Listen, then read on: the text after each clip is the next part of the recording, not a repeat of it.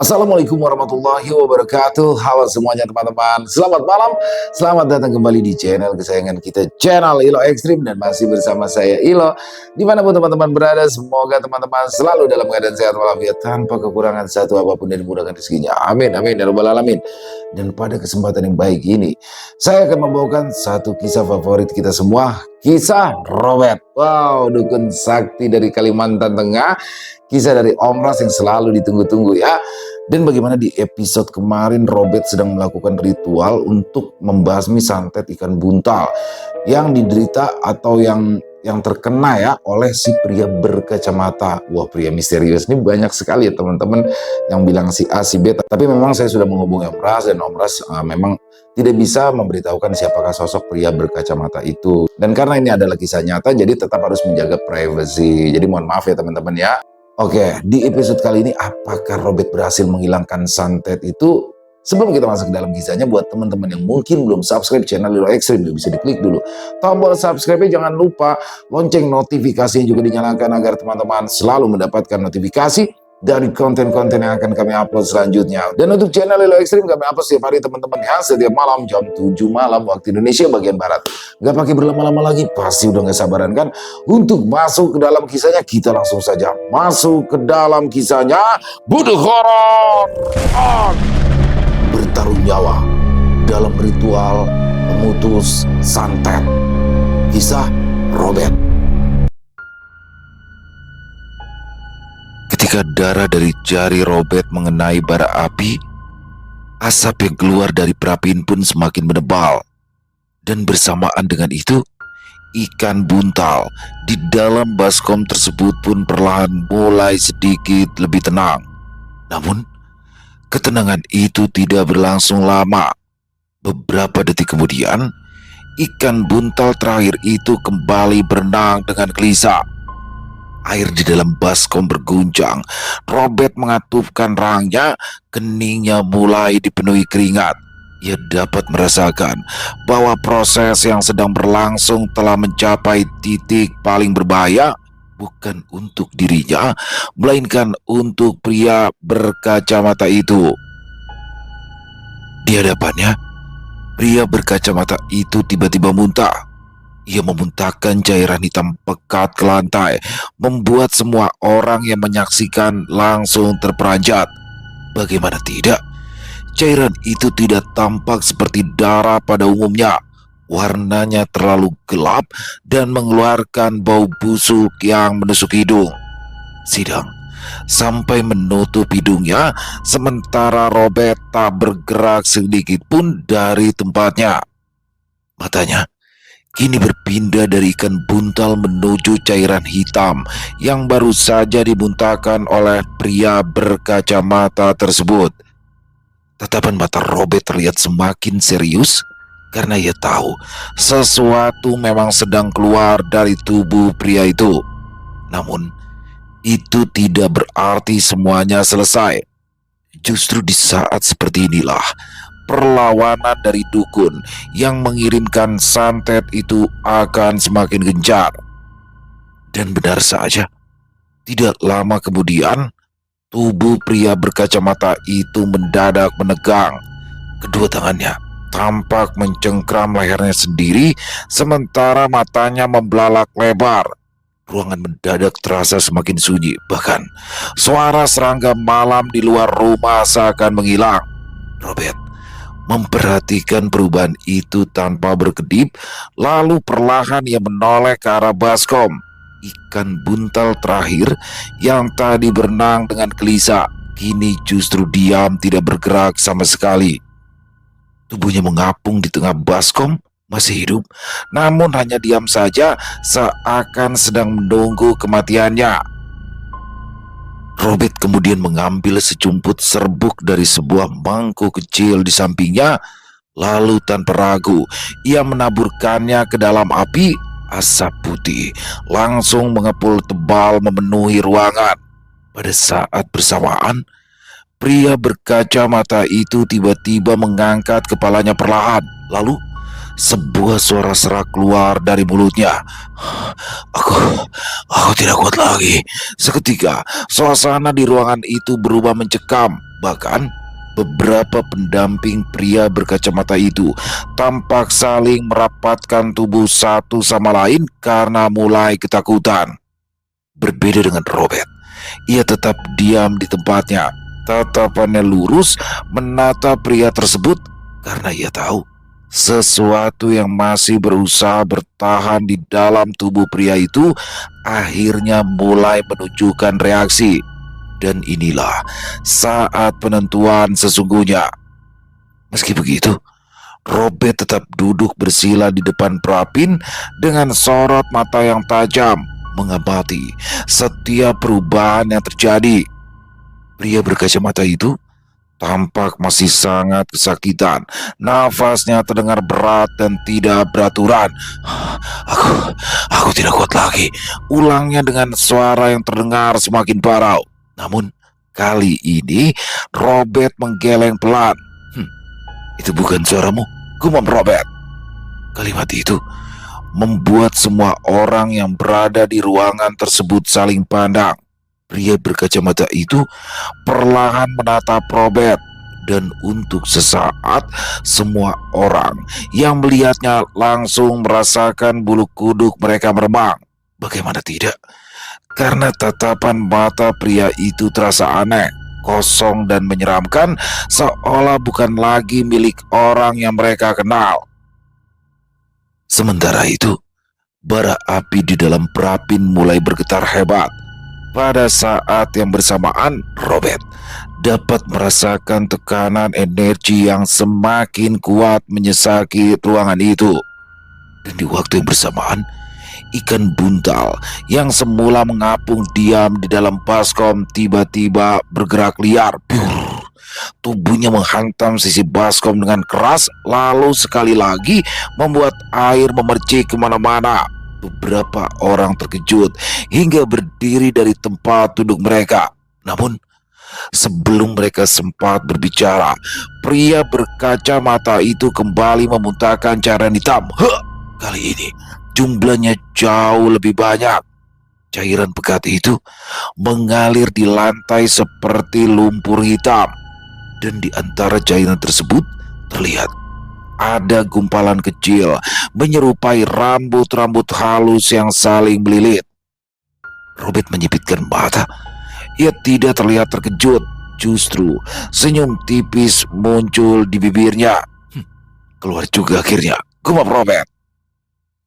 Namun senyum itu tidak bertahan lama, karena tepat setelah itu kain-kain hitam yang melapisi dinding rumah tersebut bergerak-gerak sangat kencang seperti dihembus angin yang kuat. Jedar! Suara dentuman keras terdengar dari luar rumah. Semua orang spontan menoleh ke arah pintu. Sementara di dalam ruangan, ikan buntal terakhir itu terlihat bergerak semakin liar. Tubuhnya berputar-putar di dalam baskom seolah sedang menahan rasa sakit luar biasa. Robert langsung memahami apa yang sedang terjadi dan terlihat wajahnya kembali menegang. Bangsat, gumam Robert. Lalu ia menatap si pria berkacamata yang kini tubuhnya mulai kejang-kejang hebat di atas lantai. Apakah dia akan baik-baik saja begitu? Tanya salah satu pendamping lelaki berkacamata tersebut. Namun Robert sama sekali tidak menjawab. Alhasil ruangan itu kembali hening dan diliputi dengan ketegangan. Terlihat Robert meraih pisaunya. Namun tatapannya tidak lepas dari ikan buntal di dalam baskom. Ikan itu terus menghantam dinding baskom dengan semakin brutal. Sementara itu, pria berkacamata tersebut masih kejang-kejang, tubuhnya melengkung, dan urat-urat di lehernya terlihat menonjol. Dia kembali mengerang kesakitan. Robert lalu menorehkan ujung pisau itu ke telapak tangannya sendiri. Seret! Darah segar tampak mengalir keluar dari luka tersebut. Tanpa ragu, darahnya itu Robert teteskan ke dalam baskom. Dan begitu darahnya menyentuh air, ikan buntal tersebut mendadak berhenti sejenak. Semua orang terdiam dalam ketegangan, lalu tiba-tiba, brak! Ikan buntal itu mendadak meloncat keluar dari baskom. Astagfirullah, ucap orang-orang yang mendampingi si pria berkacamata. Ikan tersebut jatuh di lantai dan menggelepar dengan sangat keras, tapi aneh. Dari mulut ikan itu perlahan keluar lendir hitam yang sama persis dengan cairan yang dimuntahkan pria berkacamata tadi. Melihat itu, wajah Robert tampak berubah serius.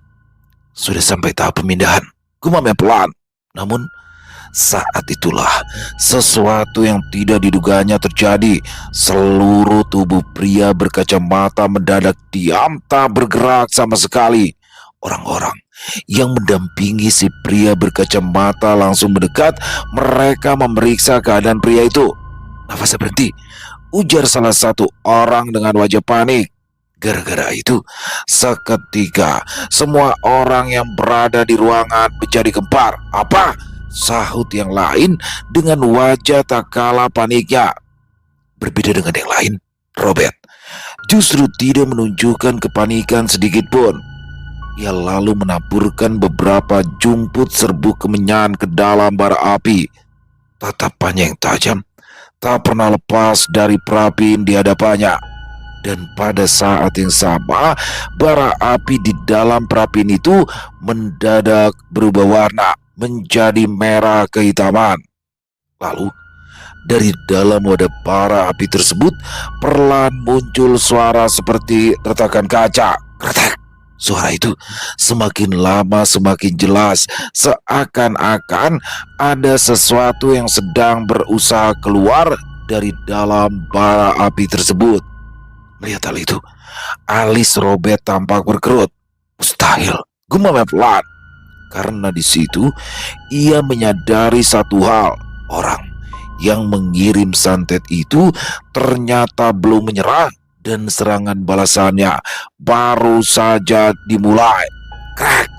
Suara retakan itu semakin keras terdengar dari dalam perapin, membuat semua mata langsung tertuju ke arah wadah bara api tersebut. Sementara itu, tubuh pria berkacamata yang tadi tidak bernafas masih terbaring kaku di lantai. Tidak ada satupun dari para pendampingnya yang berani bertindak sembarangan, apalagi menyentuh atau mengangkat tubuh pria berkacamata tersebut. Menjauh dari situ, ujar Robert, yang membuat semua orang spontan mundur beberapa langkah. Namun semua sudah terlambat. Brak! Wadah perapin itu mendadak pecah berkeping-keping akibat ledakan dari bara api yang tak bagaimana bisa terjadi. Astagfirullah! Teriakan panik terdengar di ruangan itu. Sementara bara-bara merah menyala yang menyembur karena wadah perapin yang pecah tersebut mengenai beberapa orang yang berada di sana, tak terkecuali Robert sendiri. Tubuhnya terkena percikan bara api hingga kulitnya tampak memerah. Namun, Robert tidak mempedulikan rasa sakitnya itu. "Sidang!" teriak Robert dengan sigap. Sidang langsung berlari ke arah dapur untuk membasahi kain dengan air agar kain bisa digunakan untuk mematikan bara api yang beramburan di lantai. Di tengah kekacauan yang berlangsung itu, Robert justru kembali duduk bersila, matanya terpejam dan mulutnya kembali merapalkan mantra dengan cepat. Sedangkan keringat terlihat mulai bercucuran dari dahinya, tubuhnya bahkan tampak sedikit bergetar, membuat semua orang yang melihat itu menunggu sambil harap-harap cemas. Beberapa detik kemudian, tubuh Robert mendadak tersentak hebat. Tapi tidak hanya itu, ia juga terbatuk keras. Setelah beberapa kali terbatuk, akhirnya darah segar menyembur keluar dari mulutnya, membuat semua orang yang menyaksikan itu langsung terbelalak. Sidang yang sedang memadamkan bara api langsung menoleh dengan wajah pucat. Robert masih berusaha melanjutkan rapalannya, namun darah kembali mengalir dari sudut bibirnya, Melihat keadaan Robert itu, Sidang benar-benar panik. Dia langsung mendekat dan berniat untuk menyuruh Robert menghentikan ritualnya yang sudah sangat membahayakan itu. Bet, hentikan saja, Bet, ujar Sidang. Tapi Robert tidak menjawab. Mulutnya masih terus bergerak merabalkan mantra. Bet, hentikan, Bet, kau sudah muntah darah, bentak Sidang dengan suara bergetar. Namun Robert tetap tidak membuka mata. Justru suara rapalannya semakin cepat dan hal itu membuat Sidang semakin takut. Karena selama bertahun-tahun mengenal Robert, dia tahu satu hal. Jika Robert sampai memuntahkan darah saat melakukan ritual itu, berarti pertarungan yang sedang terjadi sudah jauh melampaui batasnya. Bet, jangan diteruskan, Bet, ucap Sidang dengan nada memohon. Bet, tolong, Bet, tolong. Lanjut Sidang dengan suara penuh ketakutan. Ia benar-benar khawatir jika sampai Robert kenapa-napa. Namun, tepat di saat itu, tubuh pria berkacamata yang sebelumnya tidak bernafas tersebut mendadak bergerak. Dan seketika, semua orang yang berada di ruangan itu langsung menoleh ke arahnya. Jari-jari tangan pria itu bergerak perlahan. Lalu dadanya yang semula diam mulai naik turun. Pria berkacamata itu mendadak menarik nafas panjang seperti seseorang yang baru saja muncul ke permukaan setelah tenggelam di dalam air. "Hei, dia bernafas!" teriak salah seorang pendampingnya. Wajah mereka langsung dipenuhi kelegaan. Namun pada saat yang bersamaan, tubuh Robert kembali bergetar hebat. Darah segar kembali keluar dari mulutnya, kali ini lebih banyak. Sidang yang melihat itu langsung pucat pasi, tetapi sebelum ia sempat berkata-kata, Robert tiba-tiba membuka kedua matanya. Dan mata Robert yang tajam itu terlihat sudah sangat lelah. Lalu perlahan ia mengangkat tangan kanannya untuk memberi syarat pada Sidang. "Jangan ganggu," ucapnya lirih. Suara itu terdengar begitu pelan hingga nyaris tak terdengar, namun cukup untuk membuat Sidang mengangguk. Beberapa detik kemudian, seluruh tubuh Robert kembali menengkang. Wajahnya pun berubah pucat seolah darah di tubuhnya berhenti mengalir. Dan bersamaan dengan itu, aneh, ikan buntal di lantai tersebut mendadak melompat, atau lebih tepatnya lagi seperti terlempar tinggi, sebelum akhirnya tubuh ikan itu kemudian jatuh kembali ke lantai lalu diam tak bergerak lagi. Tidak hanya sampai di situ, semua kain hitam yang sebelumnya berkibar liar itu pun mendadak berhenti bergerak, dan angin yang sebelumnya berhembus di dalam ruangan itu juga lenyap begitu saja. Untuk beberapa saat lamanya, ruangan itu mendadak sunyi, hening tanpa suara sedikit pun. Sementara itu, dari bibir Robert yang penuh darah, perlahan muncul sebuah senyuman tipis. "Selesai," gumamnya pelan, suaranya terdengar bergetar. Semua orang saling berpandangan. Mereka belum benar-benar mengerti apa yang terjadi. Namun satu hal yang pasti, pria berkacamata itu kini mulai bernafas dengan normal. Sidang menatap Robert. "Bet, kau berhasil, Bet?" tanya Sidang pelan. Robert mengangguk lemah. "Orang yang mengirim santet sudah kalah," jawab Robert pelan. Jawaban itu membuat semua orang yang berada di ruangan tersebut menghela nafas lega. Beberapa bahkan sampai menitikan air mata. Namun kemenangan itu ternyata harus dibayar mahal, karena sesaat setelah mengatakan kalimat tersebut, tubuh Robert langsung limbung. Dia memuntahkan darah lagi, lebih banyak daripada sebelumnya. Bahkan tubuhnya juga hampir jatuh jika tidak segera ditahan Sidang. Bet, kau baik-baik saja, Bet?" ujar Sidang dengan raut wajah yang benar-benar panik. Robert hanya tersenyum tipis, berusaha agar tetap terlihat baik-baik saja, meskipun dadanya terasa seperti terbakar dari dalam. Bahkan setiap kali bernafas, rasa nyeri menusuk terasa hingga ke punggungnya. Untuk beberapa saat, Robert memilih memejamkan mata. Ia duduk bersandar di dinding, mengatur nafas perlahan untuk menenangkan rasa sakit yang masih terasa di dalam tubuhnya. Sekitar beberapa menit berlalu, barulah Robert membuka mata kembali. Tatapannya kemudian mengarah kepada pria berkacamata yang kini terlihat jauh lebih tenang. "Masuk ke tahap akhir," ucap Robert pelan. Semua orang langsung menoleh kepadanya. "Tahap akhir?" tanya salah satu pendamping pria berkacamata itu. Robert mengangguk. "Ya, santet memang sudah dikembalikan, tapi sisa-sisa kotorannya masih menempel di tubuhnya." Pria berkacamata itu tampak kebingungan. Apa apa yang harus aku lakukan?" tanyanya dengan suara lemah. Robert perlahan berdiri dan terlihat tubuhnya tampak sempoyongan karena luka dalam yang diderita. "Bapak akan saya mandikan. Tolong bersiap," ujar Robert. Setelah mengatakan itu, Robert pun lalu meminta Sidang untuk menyediakan air di dalam baskom di teras dapur.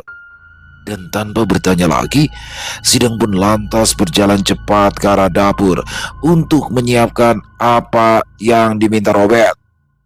Begitu Sidang ke dapur, Robert lantas menyiapkan segala yang dibutuhkan untuk ritual terakhir. Tidak lama kemudian, Sidang kembali masuk dan memberitahukan pada Robert kalau airnya sudah disiapkan. "Ini ritual terakhir," ujar Robert seraya menatap pria berkacamata tersebut. "Setelah ini, semuanya benar-benar akan selesai," ujar Robert lagi melanjutkan. Pria itu mengangguk pelan, dan dengan bantuan dari para pendampingnya, ia kemudian dibawa ke teras dapur rumah Robert tersebut.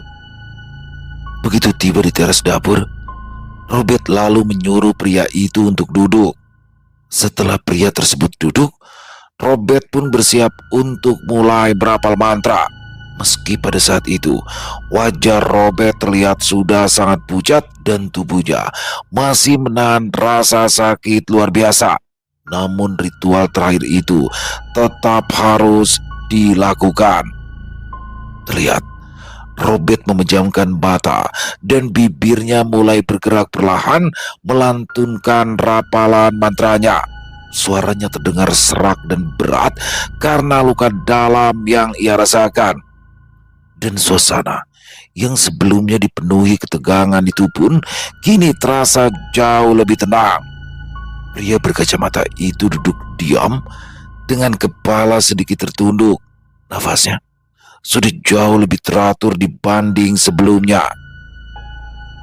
Sementara Robert masih terus merapal mantra sambil sesekali mengatur nafas. Beberapa menit kemudian, rapalan itu akhirnya berhenti. Robert perlahan membuka mata, lalu mengambil gayung berisi air yang sudah disiapkan Sidang. Semua orang yang berada di sana langsung memperhatikan dengan seksama, lalu tanpa banyak bicara, Robert mulai mengguyurkan air itu ke bahu kanan pria tersebut. Air mengalir membasahi tubuh si pria berkacamata.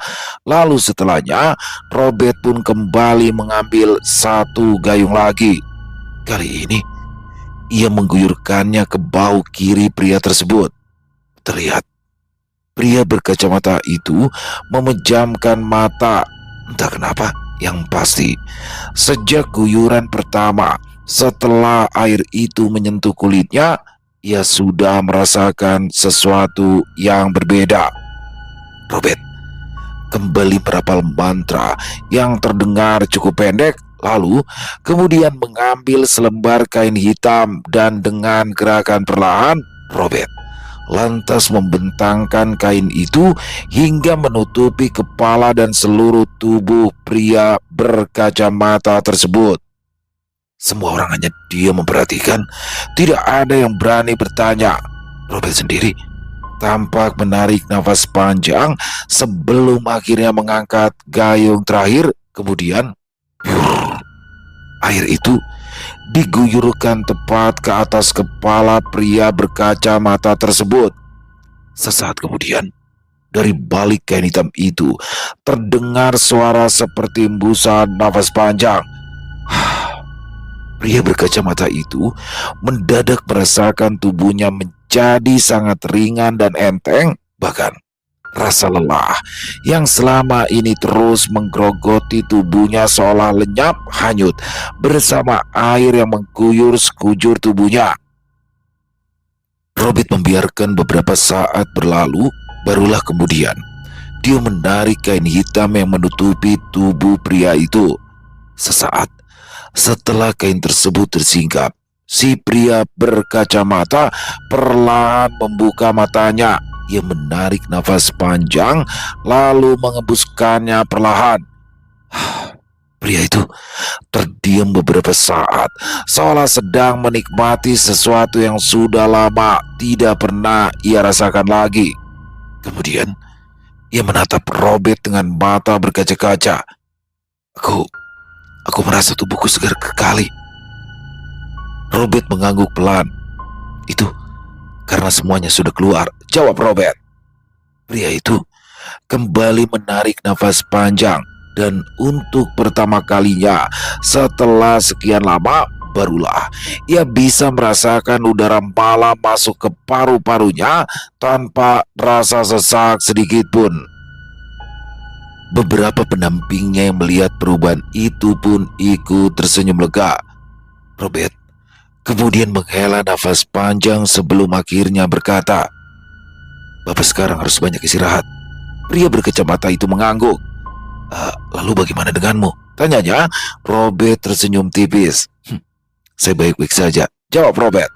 Padahal semua orang yang berada di sana tahu bahwa Robert sedang berbohong karena wajahnya masih pucat dan untuk sekedar berdiri saja ia tampak kesulitan. Tapi meski begitu, ia lebih memilih mengakhiri pembicaraan tanpa mengatakan apapun lagi. Robert kemudian meminta para pendamping pria berkacamata itu agar membawa pria tersebut masuk dan beristirahat. Lalu tak lama kemudian, mereka pun menurut dan masuk ke dalam rumah. Malam semakin larut, suasana rumah akhirnya kembali tenang. Namun, Robert tidak langsung pergi tidur. Ia berjalan menuju teras depan rumah, lalu kemudian duduk di sana. Untuk beberapa saat, dia hanya terdiam sambil menatap pekatnya malam yang membentang di hadapannya. Sesekali, suara jangkrik dari kejauhan memecah kesunyian, lalu kembali tenggelam dalam sunyi yang menyelimuti malam.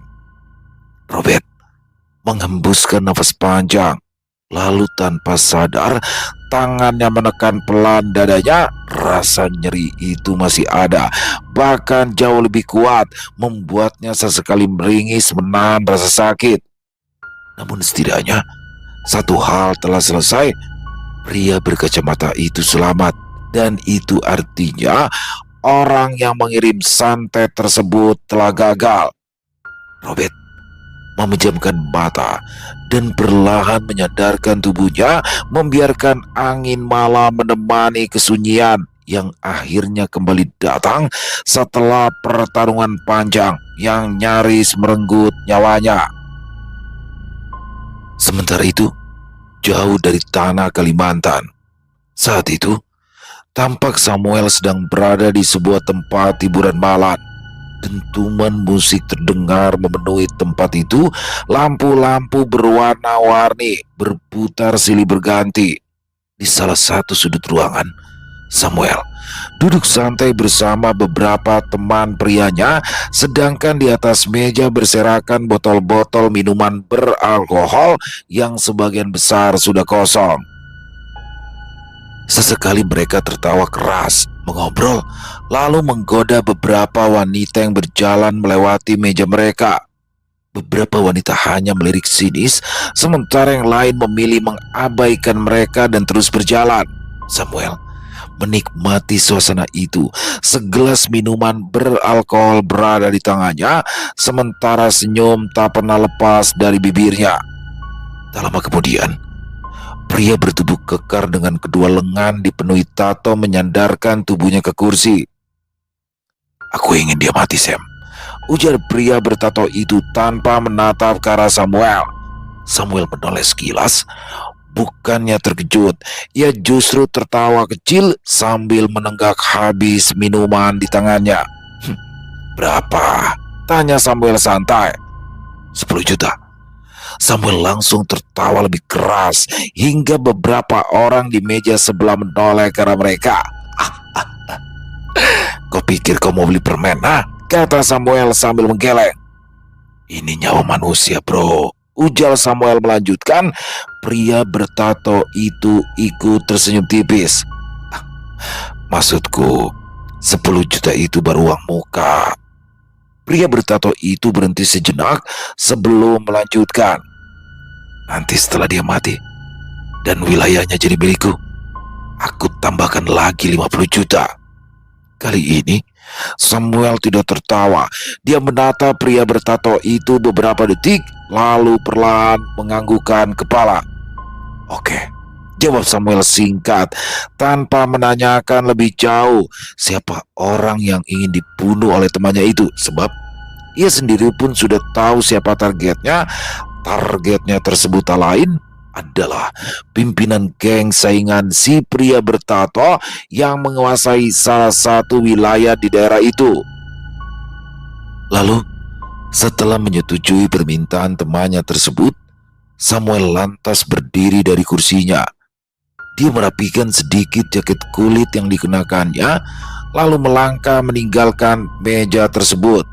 Langkahnya berhenti di dekat seorang perempuan berambut panjang yang sejak tadi duduk sendirian di meja bar sambil memandangi gelas minumannya.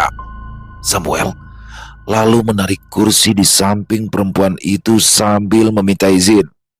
"Boleh aku duduk?" tanya Samuel. Perempuan itu menoleh sekilas. Tatapannya terlihat datar, lalu kemudian mengangguk. Samuel hanya tersenyum tipis, lalu dengan santai memesan 1 gelas minuman. Namun, di balik sikap santainya itu, ada sesuatu yang sulit dijelaskan dari sorot matanya.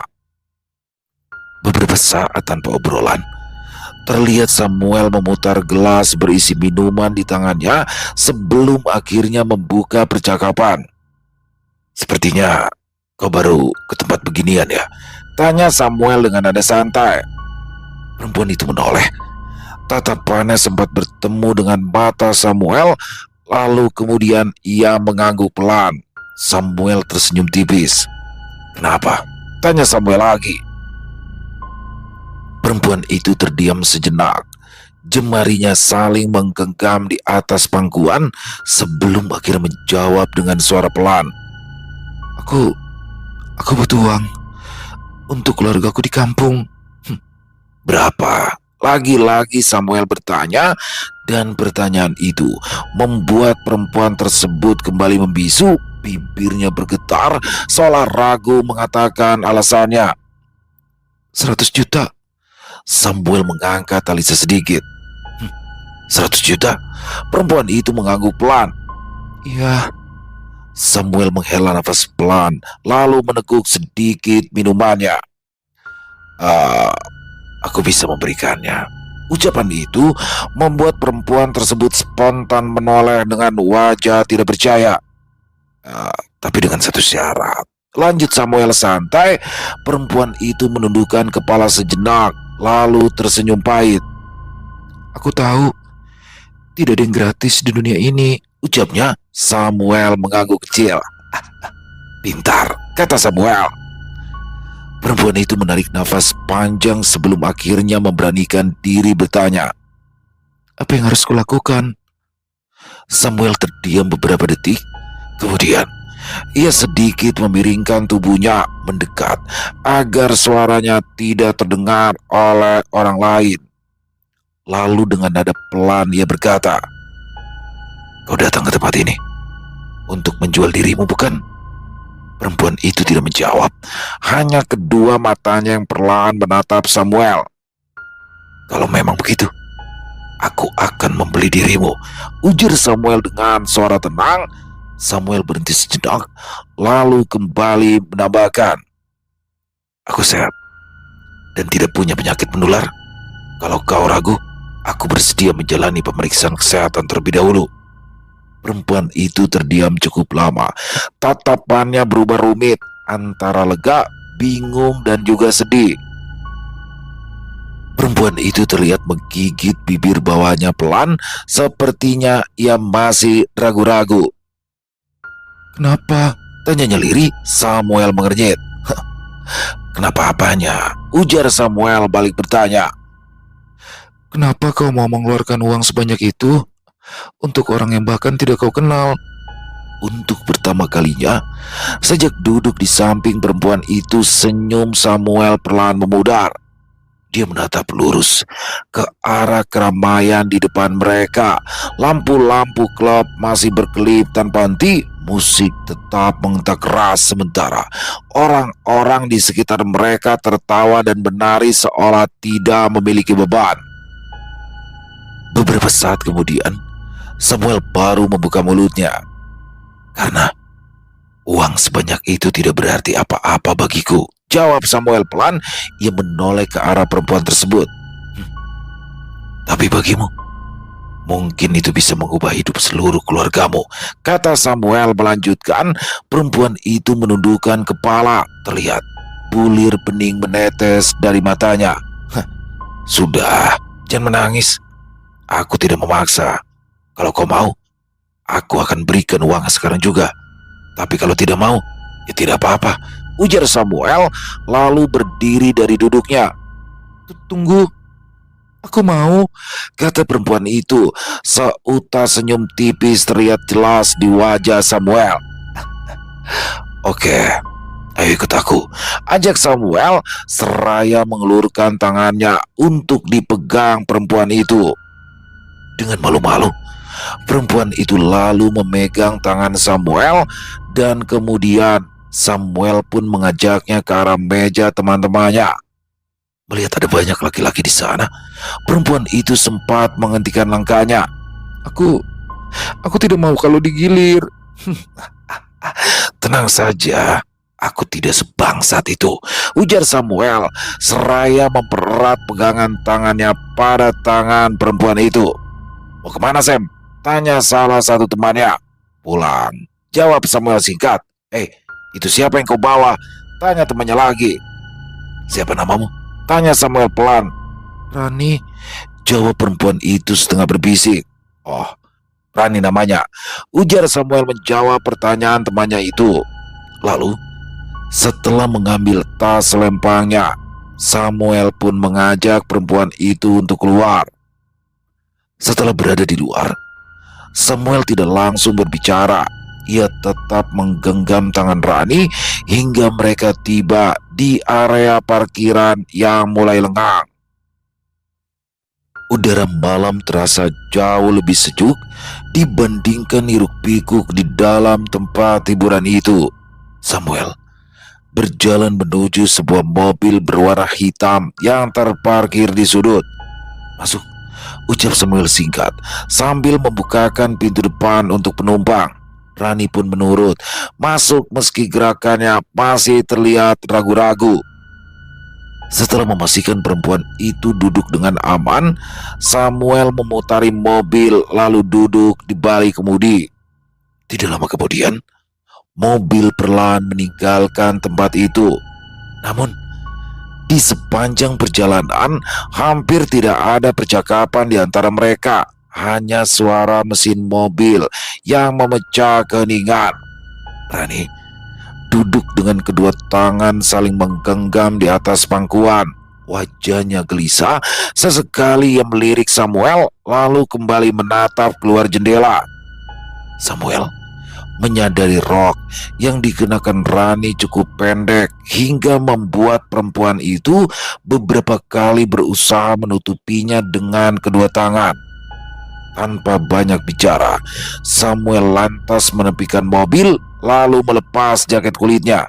"Ini," ujar Samuel, seraya mengulurkan jaket itu ke arah Rani. Rani tampak terkejut.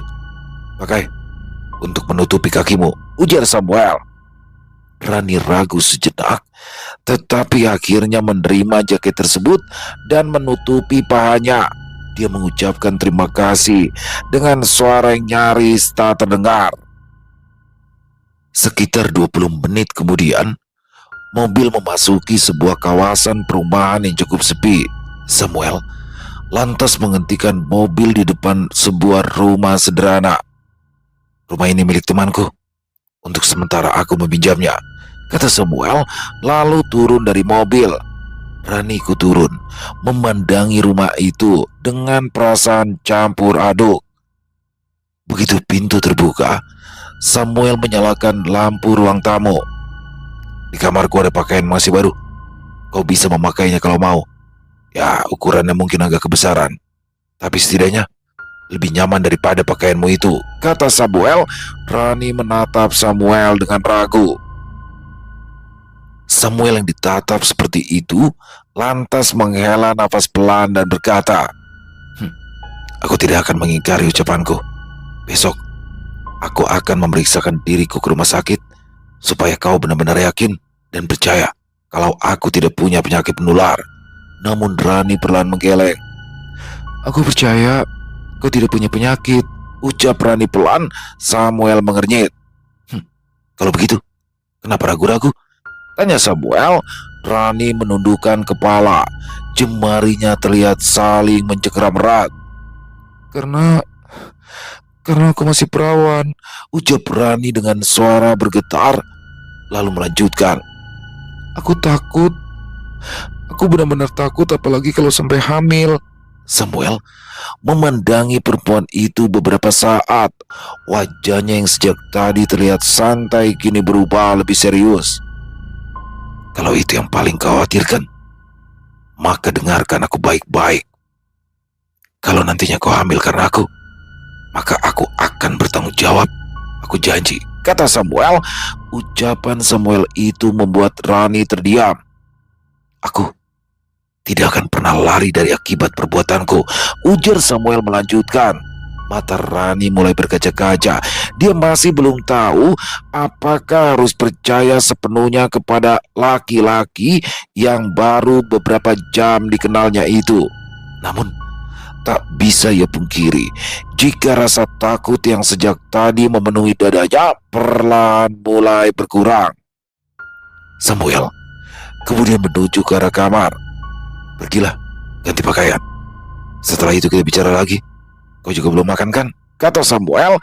Rani mengangguk pelan.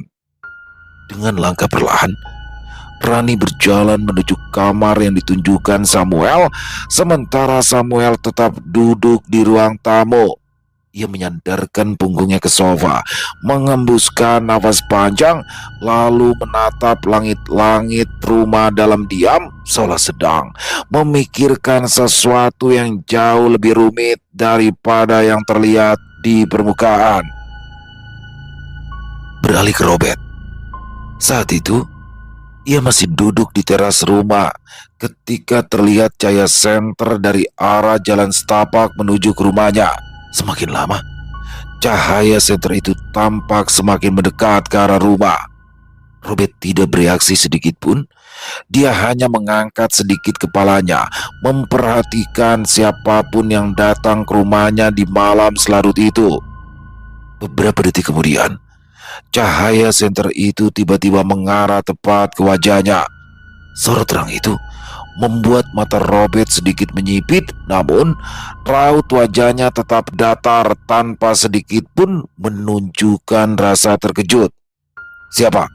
tanya Robert, yang langsung membuat sosok yang membawa senter itu segera menurunkan senternya. "Kenapa malam-malam santai di luar rumah, Bet?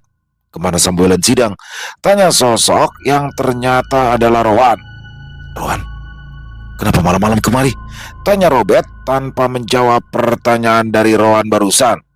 "Apa? Memangnya ada larangan kah kalau aku tidak boleh kesini lagi?" Tanya Rowan seraya naik ke teras. Tidak, bukan begitu. Hanya saja rasanya aneh kalau calon ayah sepertimu malah memilih pulang kemari ketimbang ke rumah mertuamu. Nanti dulu, apa jangan-jangan kau bertengkar dengan Ranti? Ujar Robert. Aduh, Bet. Masalahnya, Bet, Ranti itu muntah saat melihatku. Persis seperti melihat tumpukan kotoran, kata Rowan kesal. Robert tersenyum kecut. Namanya juga sedang mengidap, Wan. Banyak macamnya, kata Robert. Itu dia, Bet. Makanya aku pulang ke sini. Kasian juga kulihat istriku muntah-muntah terus. Oh ya, Bet, itu Albert milik siapa? Jangan bilang itu punya Samuel ya, ujar Rowan. Memang bukan. Mobil itu milik tamuku, jawab Robert. Oh, sidang sama Samuel kemana, Bet? Sudah tidur? Tanya Rowan. Sidang di dalam, Samuel di luar pulau, jawab Robert. Lalu tidak berselang lama, Robert tiba-tiba terbatuk lalu mengeluarkan darah segar. Rowan yang melihat itu langsung kaget. Bet, kau kenapa, Bet? Tanya Rowan panik, tapi Robert langsung mengangkat tangannya. Tidak apa-apa, jawab Robert. Jujur, Bet, kau kenapa, Bet? Tanya Rowan dengan suara mulai meninggi karena khawatir. Aku tidak apa-apa. Nanti juga akan membaik dengan sendirinya, kata Robert meyakinkan. Bet, kau pasti memaksakan diri lagi kan? Seperti waktu itu kan? Ujar Rowan. Jangan berisik. Atau kalau kau berisik terus, aku tidak akan ragu mengusirmu, kata Robert. Bet, kau ini harusnya kalau tidak memungkinkan untuk dilawan, jangan dipaksakan. Coba lihat akibatnya. Kau luka sampai separuh ini. Untung aku pulang. Coba kalau tidak, bagaimana kau merawat dirimu sendiri? Omel Rowan. Mendengar omelan Rowan itu, Robert langsung tersenyum. Jiwa kebapaanmu sepertinya sudah mulai keluar, Wan, kata Robert. Aku ini serius, Bet. Kenapa kau malah bercanda? Ujar Rowan seraya membantu Robert untuk berdiri. Beralih ke Samuel. Samuel masih duduk seorang diri di ruang tamu rumah yang dipinjamnya dari si pria bertato. Suasana rumah begitu sunyi. Hanya suara detak jarum jam yang sesekali terdengar memecah keheningan. Samuel tampak memainkan korek api kecil yang berada di tangannya. Entah apa yang sedang difikirkannya. Beberapa menit kemudian, terdengar suara pintu kamar terbuka. Ceklek. Samuel menoleh. Rani keluar dari kamar dengan mengenakan kaos hitam polos yang ukurannya kebesaran serta celana pendek milik Samuel. Rambut panjang yang semula terurai kini diikat sederhana. Wajahnya juga jauh terlihat berbeda. Tanpa riasan berlebih, perempuan itu justru tampak lebih muda dan cantik alami. Samuel hanya melirik sekilas, lalu kembali menyadarkan tubuhnya. Cocok, ucap Samuel singkat. Rani tersipu malu. Terima kasih. Samuel lalu berdiri. Ayo. Rani tampak kebingungan. Mau kemana? Makan. Tapi aku tidak lapar. Samuel menghela nafas pelan. Mulutmu boleh berbohong, tapi perutmu tidak, ujar Samuel. Rani terdiam. Ya, sejak pagi memang ia belum makan apapun. Bahkan sebelum datang ke tempat hiburan malam itu, dia hanya sempat meminum segelas air putih. Samuel berjalan menuju dapur. Beberapa saat kemudian terdengar suara lemari pendingin dibuka. Namun setelah melihat isinya, Samuel menggeleng pelan. Kosong, gumamnya. Ia lalu kembali ke ruang tamu sambil mengambil kunci mobil. Ayo keluar. Rani terlihat ragu. Jam segini masih ada yang buka, tanya Rani. Samuel tersenyum tipis. Kalau mencari restoran, mungkin sudah banyak yang tutup. Tapi kalau mencari warung pinggir jalan, pasti masih ada yang buka. Apa kau bisa makan makanan di pinggir jalan? Aku bisa makan apa saja. Minyak jelantah bekas menggorengkan asin yang diguyurkan ke nasi pun aku sering makan, jawab Rani tanpa ragu. Mendengar jawaban polos perempuan itu, Samuel langsung mengelus kepala Rani dengan lembut. Namun ia tidak mengatakan apa-apa. Tak lama kemudian, Keduanya pun keluar rumah. Mobil hitam itu kembali melaju membelah jalanan malam. Di sepanjang perjalanan, Rani diam-diam memperhatikan Samuel. Semakin lama, ia semakin bingung. Laki-laki di sampingnya itu benar-benar berbeda dari bayangannya. Meski bergaul dengan para preman, minum minuman keras, di sisi lain, ia justru memperlakukan perempuan dengan sangat baik. Hal itu membuat Rani akhirnya memberanikan diri bertanya, "Maaf, boleh aku tanya sesuatu?" "Hmm, kenapa kau tidak menyentuhku?" tanya Rani. Samuel tak mengalihkan pandangannya, ia tetap fokus mengemudi. "Meskipun aku membayarmu, tapi aku tidak ingin melakukannya secara paksa.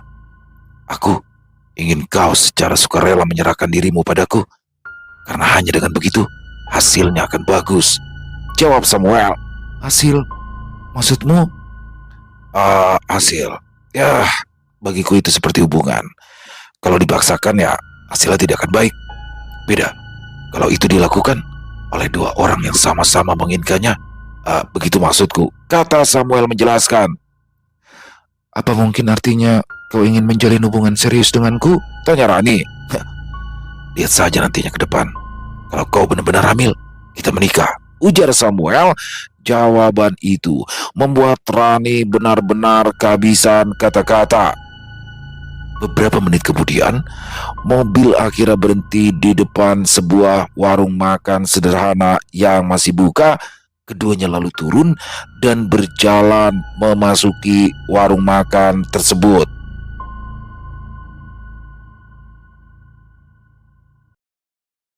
Selesai. Wow, luar biasa, ngeri banget kan.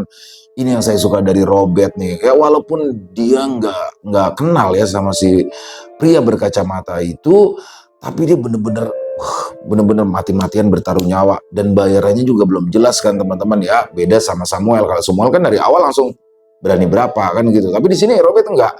Dan dia bertanggung jawab walaupun itu hampir saja merenggut nyawanya. Bahkan Sidang sampai nangis teman-teman karena nggak tega ngelihat Robert sampai muntah darah segar begitu dan berkali-kali. Ngeri banget, tapi alhamdulillah pada akhirnya santet itu berhasil diputus. Luar biasa, Robert memang terbaik. Dan oh ya, kemarin ada yang komen bahwasanya ini Samuel pasti lagi nyari cewek buat dihamilin. Waduh, itu bener banget ternyata. Di episode kali ini Samuel itu ada di luar Pulau Kalimantan. Kalau feeling saya ini sepertinya di Sumatera atau di Jawa nih ya. Nah, di sini Samuel bener dia lagi nyari cewek nih, nyari cewek yang kalau menurut saya spesifikasinya suci, harus suci seperti meranti dan berhati bersih, dan disitulah dia akan meneruskannya untuk keturunannya, karena mungkin itu perjanjian ya. Waduh, bener nih teman-teman yang komen seperti itu kemarin, luar biasa sekali. Dan wah, di endingnya saya seneng banget ya. Kenapa? Rowan muncul. Tadinya saya pikir, wah ini pasti gara-gara berantem nih sama Meranti. Ternyata Merantinya ngidam, dan ngidamnya apa? Kalau ngelihat si Rowan muntah. Waduh, aneh-aneh aja. Tapi sebenarnya kasus seperti ini banyak sih, teman saya ada yang begitu tuh, ketika istrinya hamil kalau ngeliat dia hawanya marah-marah mulu, kesel mulu. Memang ada, pasti teman-teman juga ada ya, terutama ibu-ibu yang pernah ngerasain seperti ini. Overall kisahnya keren, pakai banget. Om Ras ini pinter banget ya mengemas kisah Robert ini jadi nggak ngebosenin dan makin kayak pengen terus tahu bagaimana keselanjutannya. Terima kasih banyak Om Ras atas konsistensinya, atas karya-karyanya yang luar biasa. Semoga Om Ras sehat selalu ya. Ditunggu lagi untuk kisah Robert selanjutnya. Dan buat teman-teman, silakan buat yang suka dengan videonya bisa diklik tombol like, tombol jempol, tombol hype, jangan lupa, dan bantu di share juga ya link videonya ini ke teman-teman yang lain agar juga ikut merasa terhibur. Buat yang punya komentar lain bisa menuliskan di dalam kolom komentar ataupun hanya sekedar saling menyapa. Insya Allah kami akan menjawabnya satu persatu. Di akhir kata, saya Ilo mengucapkan permohonan maaf apabila mungkin dalam pembawaan kisahnya barusan ada kata-kata saya yang salah ataupun ada kata-kata saya mungkin yang kurang berkenan. Saya mohon dibukakan pintu maaf yang seluas-luasnya. Sampai berjumpa lagi di konten-konten kami selanjutnya yang pasti tidak kalah ngerinya, pasti tidak kalah seramnya. Masih bersama saya Ilo di channel Ilo Ekstrim. Salam sehat, sukses selalu untuk kita semua. Wassalamualaikum warahmatullahi wabarakatuh.